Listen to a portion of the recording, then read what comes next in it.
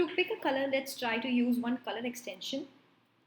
Here I'm searching for ColorZilla extension. In case you see ads on the top, make sure you go to the link where you find the ColorZilla is written.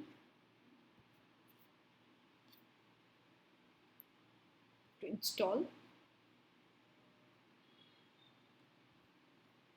add to Chrome, add extension. It's installed. Now to enable this, you have to pin the extension. Here I've pinned the extension. Let's try to use this. Pick color from page. Now wherever you'll go, it can detect the colors. Say blue.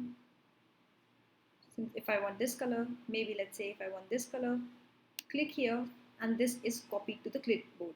So the hex code is copied to the clipboard, and then what you can do is you can use this color. You can paste this on Canva or any designing software you're using. Say for example, here I'm taking one Instagram story, and if I want the same color which I saw right now on Nika, go here, click on this background color wheel, go to document colors, paste the hex code here.